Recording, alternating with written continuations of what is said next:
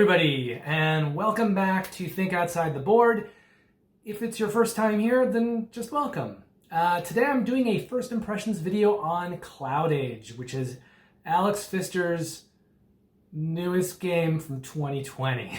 Yeah, I'm doing a first impressions video, which are generally designed to be with games that have just come out, but I have a few games left from 2020 that I did want to get first impressions videos out on. So this is the first one. And then later this week, you'll see more videos coming out for Curious Cargo, Merv, and Kanban EV. And then I'll be done with the 2020 games. Then I can do first impressions, catch up on some 2021 games, and then I'll be all caught up. And then you'll only see first impressions videos for newer games. And then I'll have time to start doing full teach-in reviews. So that'll all happen over the next month. And we'll be done with the 2020 remaining first impressions videos that I wanted to get made in the next week.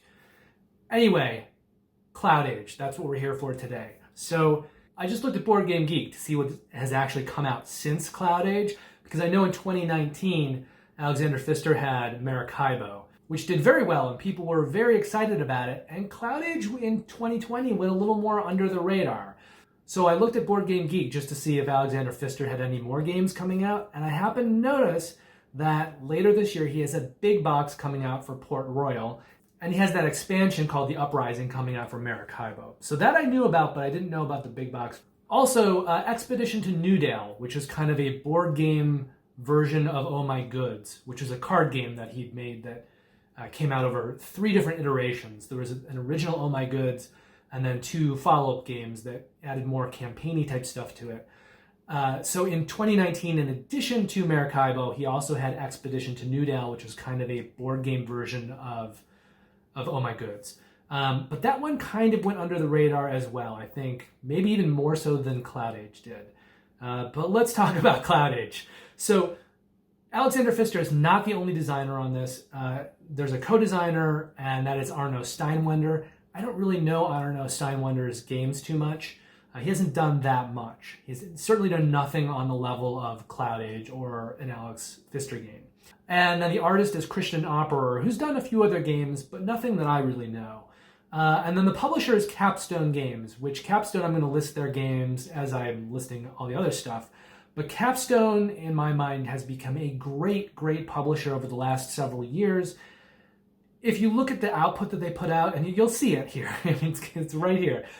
They make so many good games. I mean, they're like a newer outfit, but it's gotten to the point where if it's Capstone Games publishing it, it's almost like I know it's going to be good. It's almost to the point where if it's Capstone, I should just buy it because they have such a great track record.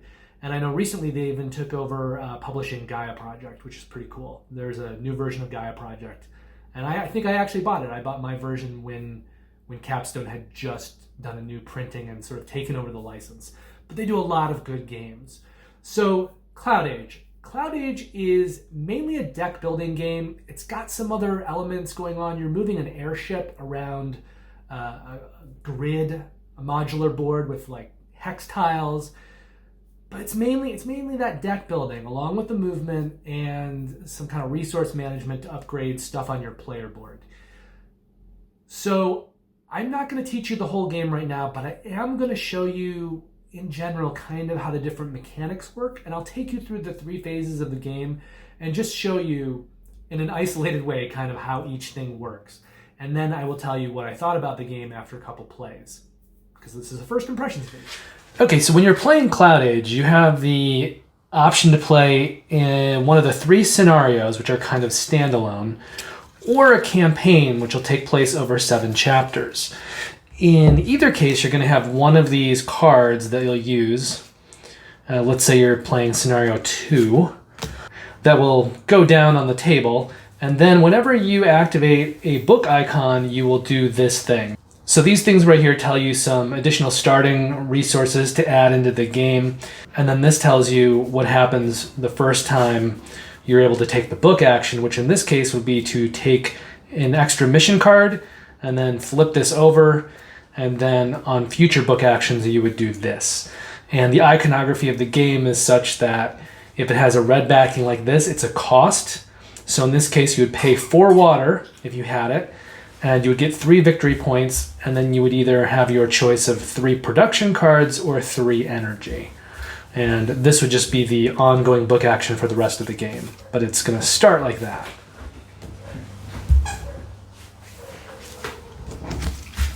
You'll also start the game with some of these mission cards. In most of the scenarios, everyone starts with 1, and it has 2 different conditions that you can fulfill for points, and generally the points are scaled so that you're getting more points if you're doing more of that thing.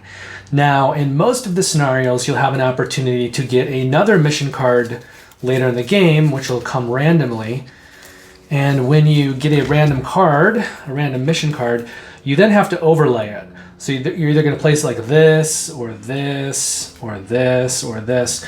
But the end result is that you'll only be able to score 3 of these endgame conditions. So you have to decide which one is the least likely for you in the game, considering what's happening, and then you'll probably cover that one and try to go for the other 3. All right, now down below you here, you see the player board, which is a player board of a blimp, which is pretty neat. All players have player components that look like this, a blimp, and then you have your player board that matches the color. And over here is the kind of score track. So I'm just going to talk very quickly about what you do in the game, going through the phases as listed on the player board. So the first thing here would be you do a book action, which is this thing. If you were in a situation where you only had 1 cube on one side of the book. So if your player board looked like that, which will happen as you travel around the board and visit cities and put cubes out to mark that, if your player board looks like that, you're going to get to do the book action. And every round, essentially, you'll be taking a cube off and placing it in a city. So over the course of the game, you'll get to do the book action 3 times. The player board also has these kind of cool upgrade tiles that are built in, and the way they attach makes it kind of neat and thematic. And then throughout the course of the game, you can upgrade these things. So over here, you've got these thrusters in the back, and each time you upgrade one of these, you'll get more movement, which is what these little arrows are for. Over here, when you upgrade this, so for instance, this would cost you 2 metal to upgrade, and then you'd get a victory point at the end of the game. If you upgrade this, you're going to have an extra combat point whenever you go into combat. And in general, all of these upgrades are kind of scaled, so they cost more the higher you go up, and you have to do them in order. So I can't choose to do this one first. I have to start here, and then I slowly make my way over. And the same with the movement upgrades. As I play the game, I'm going to slowly upgrade going down. So the first one is the cheapest. It only costs 2 metal. And then the next one's going to cost 6, and the last one will cost 8. So you are making decisions as you play the game in terms of, do I want movement? Do I want combat points? And over here is something that's not in the introductory scenarios, but it comes into play in scenarios 2 and 3, as well as all of the later chapters in the campaign except for the first chapter. But like the others, you're going to pay metal to upgrade these, and when you do, it's going to increase the number of tiles that you can activate when you do the growth tile action. I'll talk about that in a few minutes. Also on the player board here, there are these little markers that you're going to be placing out whenever you visit a city. Sometimes you'll get to do the book action, but also whenever you remove one, you'll just get to take the resources shown. So for instance, for this one, you're going to either get 3 water or 2 victory points. So there's 3 phases in the game. There is the production phase, the movement phase, and the action phase, marked by green, blue, and yellow. And each round, you're going to go through these phases, and each round, you're going to put one of these cubes out. So in most of the games, you're going to be playing 7 rounds, maybe 8, but that's going to depend on which scenario or which chapter, and also the player count. So the first thing you'll do is you'll check and see if a book action has been revealed. If it's the very start of the game and no one's placed any markers out, you won't have a book action available. The next thing you'll do is you'll take this production upgrade action over here on the scoring tracker board. So this is the victory point tracker, and as you play the game and get victory points, you will move your marker and place it around the board to kind of show how many points you have at the time. But it also has this thing with these gears, which is going to monitor how many upgrades you've done with cards and things. So there'll be opportunities in the game when you play cards to move this marker from left to right. And whenever you get to this, at the start of a phase, you're going to look at where your marker is. So at the start of the game, you're here in this beginning one, and you will have the opportunity to spend 1 energy to get 2 water. Later in the game, let's say you've gone over to here on this tracker. If it was the start of a round, you would have the ability to spend 4 energy to get 5 water and 5 victory points. Now, you can always choose to downgrade the action. So if you are here, but let's say you don't have enough energy for this, or maybe you don't want to spend all of that energy. Let's say you had 8 energy, but you knew you were going to spend some energy during this round, and so you didn't want to spend all 4 of it. You could choose to take a lesser action. Anyone you want. The 3, the 2, whatever you want. You could choose to do anything less than where you are. Also, when you are upgrading this over the course of the game, anytime you pass by one of these little markers at the top, you're going to get that bonus immediately. So during this production phase, you will get to do this. You'll get to spend some amount of energy to receive some amount of water. And then you'll do this last part, which is basically a little deck building maneuver in how you get your cards for the round. So all players are going to start with the same type of hand, and they actually list the cards over here that make up a starting hand. So you're going to have a 0, 3 1s, 2 2s, and a 3. So this is your starting hand. So you're going to shuffle this up, and then whenever you start a round, you're going to draw 2 cards here. Now, the lesser one will determine either the amount of energy or production cards that you get. So you can choose to either increase your energy by 1, or you can take one of these production cards off the top into your hand. And these are things that you can build that will give you upgrades and abilities and things like that. So for instance, to build this one, you would have to pay 10 water, discard another production card, and then you could put it into play. You would increase your combat by 2 permanently. And this is very obvious, but all the cards also have it explained down here. So if something's not immediately obvious, you can look down here and see what it means. And then at the end of the game, this card would score 6 points. So you get to do one of those 2 things with your smaller card, either take an energy or take a production card. Then you're going to put that down into your discard, and you'll put your other card on top of it, and that will be what you will start with going into your movement phase. Now, if you have upgraded your ship, like here, you'll get an extra movement. And you also always have this as an optional movement. And if you decide not to use that, instead you then get 2 energy on the energy track. I like to think of this as like a little oh shit movement button, where if you've miscalculated or you need an extra movement, it's there for you. And if you don't, you just get the extra 2 energy. Then you're going to go into the movement phase. And to do that, I'm going to tilt the camera a little bit, and we're going to look up at the main part of the board. All right, so players are going to start with their blimps over here at the beginning of the game. And it's a rather small main board. It's just 4 tiles. Some of the scenarios you only use 3. And you're just moving around this board. So if I have 3 movement points, for instance, I could go 1, 2, 3. The only rule here is that you need to end your move in a city. And a city are any of these areas that have kind of what looks like a bunch of clouds, because you're looking down on it from above. And it's going to have combat, and it's going to have some kind of reward. In the beginning here on the left side, it's water.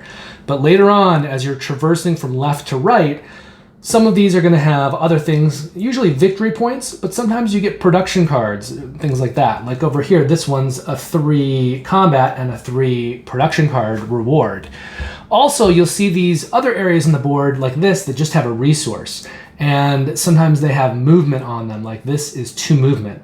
So if I wanted to go into this hex, that would cost 2 movement instead of 1. Later on, like this one, that has 3 movement. So it's an expensive hex to go into.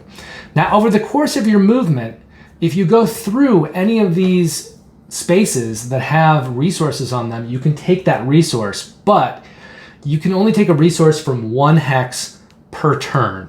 So if you cross multiple ones, you're going to have to choose which resource you want, the production cards or the metal. That doesn't usually happen until later in the game because early on your movement is limited. You haven't really acquired that much movement. Anyway, let's say if you have 3 movement for your very first turn, you're going to go 1, 2, 3, let's say. Now you have the opportunity in this movement phase, after you've done movement, to combat the city. And you can only do this once for each city. And if you succeed or if you lose or whatever, you're going to take a cube and place it on the hex, and then you'll never be able to do combat in that city again. So in any of these 3 hexes, which are all connected by clouds, that will just indicate that I did go to this city and combat was either attempted or declined. Now, combat's usually just you either win it or you don't. So if I have up to 1 combat point, I'm just going to win it automatically and get the 2 water. And you'll know you'll have combat points by what's displayed on your player board or any cards that have come out. Now, if you don't have enough combat, you can spend 1 energy to draw 1 more of these cards, which are generally used for navigation, for moving around the board. But you can spend 1 energy to take the top card off the deck, flip it, and you will add that to your movement. So in this case, that'd be terrible because I got no movement. However, after I've done that, if I still don't have enough combat, I can spend either 2 energy or 3 victory points to draw an additional card, and I can keep doing that as many times as I want, as long as I have energy or victory points available. Generally, I think you want to limit that to try to just draw 1 card for that initial 1 energy and hopefully be within the realm that you can do that. So you want to try to get into a city, I think, where you either have enough combat or almost enough combat. You don't want to have to spend a lot of energy and victory points to hit that combat minimum. So each player will do that in turn order. They'll each get to do this. They'll move around the board, they'll get a resource if they go through a hex with a resource on it, and then they'll do combat in a city where they land, and then they'll mark that with a cube. And they could finish on that city again in the future, but you're incentivized not to finish a turn in the same city more than once because you can only do combat in each city once. So if I was to end up back in this city again, I could not do combat there a second time, which means I would essentially lose resources for that turn that I might have gotten from the city through combat. So that's the second part of the phase. It is the movement phase, and it takes part in this main game board. And then the last phase, the action phase, uses this little card selection board, and I'm going to change the camera angle to show you that. Okay, so the last phase of each round is called the action phase, and you're going to use this board to do the action phase. And again, it's going to happen in turn order, so each player is going to take a turn. Now, they'll use their little drone marker, and they have 3 choices of things they can do. They can either go here, and they can do 2 builds, and then every opponent will get to do 1 build. And a build generally means paying the resources on a card to build it, or paying the resources on one of those 3 types of tabs on your player board, either the movement, the combat, or the planting upgrades, and upgrading one of those. So you'll get to do 2, each other player will get to do 1. If you're not playing the first scenario or the first part of the campaign, you're also going to have the option to go over here. When you go over here, you're going to get to plant some tiles on the board for every tile icon that you have showing on your player board. So at the beginning of the game, it's 2. Each player has 2 to start, and you can upgrade it to 3, 4, or 5, depending on how many upgrades you pay for. But what you're going to do there is you will have some of these tiles in your possession. And there's 2 kinds here. There are these heavy growth that have lots of trees on the back, and these all are worth 2 victory points. So if you're planting these, you're just going to place them out on the board. It has to be on a space that's adjacent to where you are, and it can't be on a city. So it has to be either on a blank space or on a resource space. And if you use this to cover a resource space, you're also going to get the resources. So that's a pretty good way to double down on that. So I could put one of those here. And then the bonus, that resource bonus, will not be available to other people for the rest of the game. And then you'll also have wilted growth tiles that don't have as many trees on them that look like this. And these all have resources on them with varying degrees. So the ones that you plant, the ones with the wild growth, are all the same. They're all 2 victory points. But these other ones, these wilted growth tiles, are all different. So any of these, well, I've got 2 in my hand that are the same. You would choose to either take 4 water or 4 production cards, or for this one, you would get a medal, and then you would either get a build or a resource that you're taking from the supply. Now, the other interesting thing about these tiles is that when you use these resource tiles, instead of placing them out on the board, you just place them back in the bag where they can be drawn again. So, and if you choose to do this one, you can place however many tiles that you have on your player board. So it's going to be 2 to 5 tiles. And then every other player will get to do either a build or take a resource from the supply. Now, the third thing that you can do is a little more interesting, and it uses these cards that have been placed into these cloud cover sleeves. And you're going to put 8 of these cards in here. So if I go here, I'm going to choose one kind of resource, either water, production cards, energy, or metal. And I'm going to place my marker here. And you have 3 different cards to choose from, whichever is in the top of each set of sleeves. So let's say I went here, I went for metal, and let's say the other player decided they want water. So then we would take this out,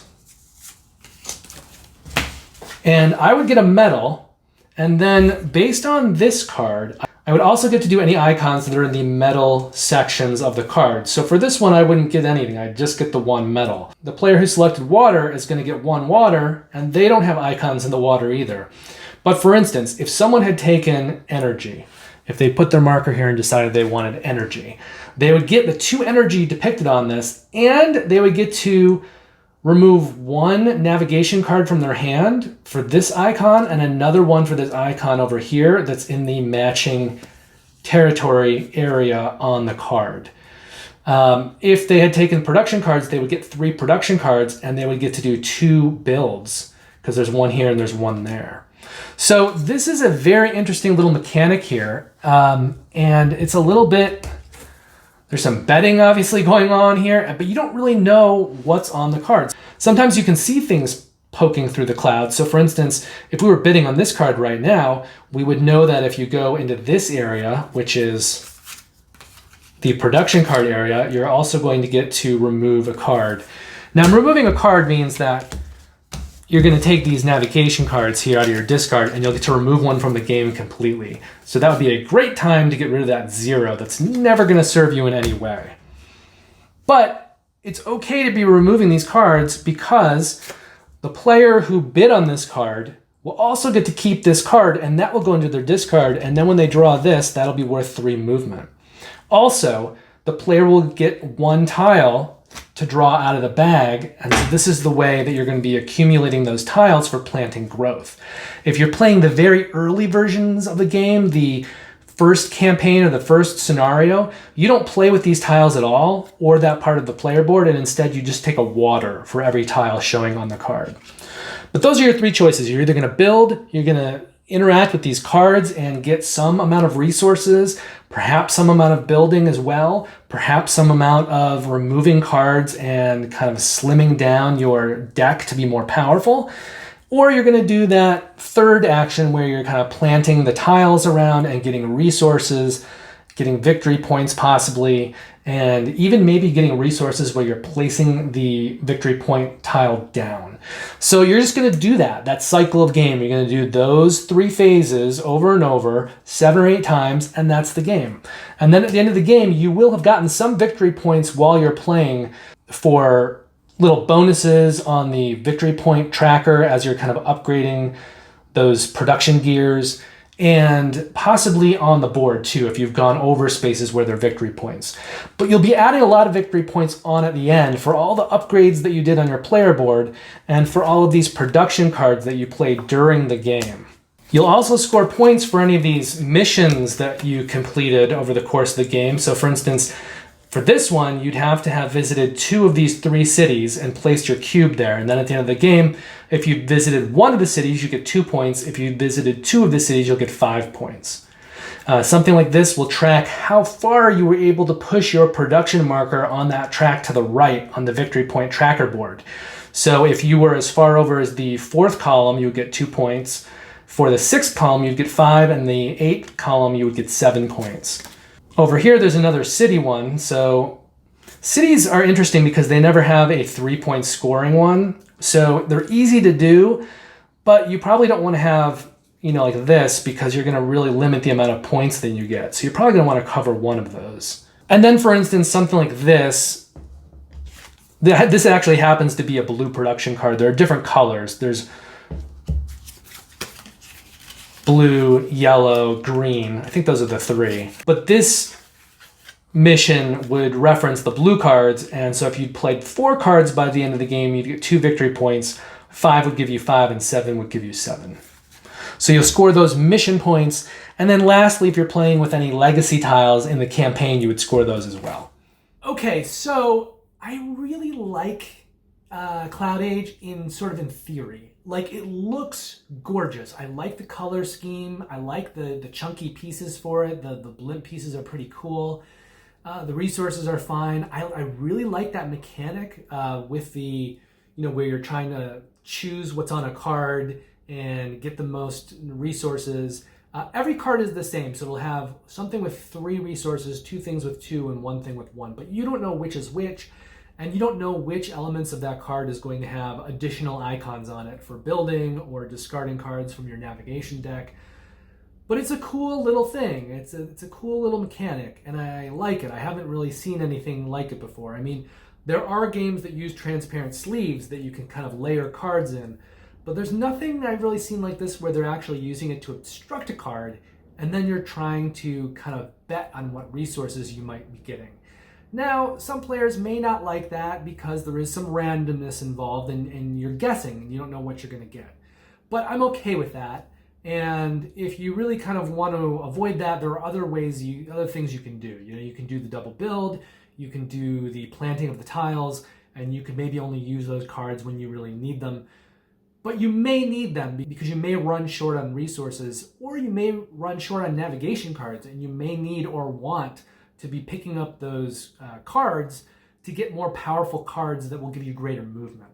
So there are going to be reasons to do that, and I don't have a problem with the kind of the betting, the blind betting on what's on the cards, but some people, they may not like that. I also think the tiles on the player board are really cool. The way they kind of slot in on the sides and on the top, and they've got the cost printed on them and the victory points so that you know what it's going to be, when you flip it over, so you don't have to kind of flip it back and forth and look. But I like the design of it. I like that it's kind of in the shape of the blimp. Everything about the design of the game, to me, is very pleasing, both just in terms of the interface and the color schemes. And it's Alexander Pfister. I mean, he is one of the 2 designers on this, and I love his stuff in general. I like Oh My Goods. I love Great Western Trail. My favorite game of his might be Mombasa. But he consistently puts out really, really solid, good games. And the first time I played this game, I really, really liked it. Now, granted, that was the first scenario which didn't add the mechanics that used the tiles. So it was a bit of a lighter game. We weren't using all of the mechanics when we played it. But I liked it. I found it really just fun.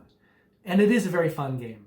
But I noticed on my second play, when we added the mechanics of the tiles, this game, even though on Board Game Geek it's rated as a medium-heavy game, it feels a little light, I think, for my taste. Because all you're really doing is upgrading that player board and moving around the main board to score resources from your combat. That's generally what you're doing, and you're getting those cards out, those production cards. But it felt like it needed maybe 1 or 2 mechanics, I think, to be really fulfilling. Now, I like the game, I do, so I don't think I would ever turn it down. And I'm certainly going to keep the game for a while. And interestingly enough, the reason I'm keeping the game is I'm very interested in the campaign. And this is kind of the opposite of what Tom Vassell was saying in his review, which I've watched. So when he played CloudAge, he said that he just wanted to play the scenarios. And there are 3 scenarios. One's an intro scenario. So once you've played that intro scenario, you're never going to use it again, probably, because it doesn't let you use the tile planting mechanics. But if you just wanted to play the scenarios, you would then have scenario 2 and scenario 3 to choose from whenever you wanted to play it. And you could just play it as like any other game, as Great Western Trail. You just choose which scenario, but other than that, it's going to play the same way. It's going to be the same game again and again, time after time. To me, even though I kind of like the game on a very surface level, I just feel like there's really not enough meat or enough game to keep it interesting to me, just as kind of base CloudAge. So Tom Bassel didn't want to have anything to do with the campaign. He's like, I don't want all this extra stuff. Let me just get back to the game itself, just the scenario 2 and 3.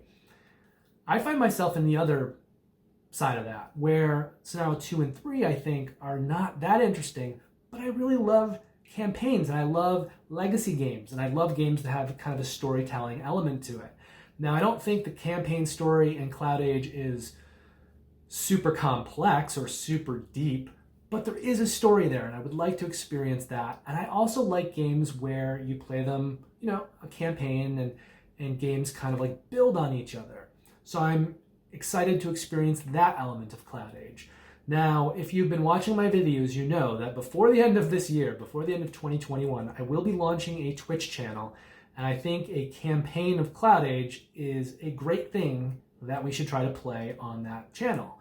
So I probably will be saving the campaign, I guess, for that Twitch channel. Although it's not a legacy game, the campaign is fully resettable. It's not really spoilery.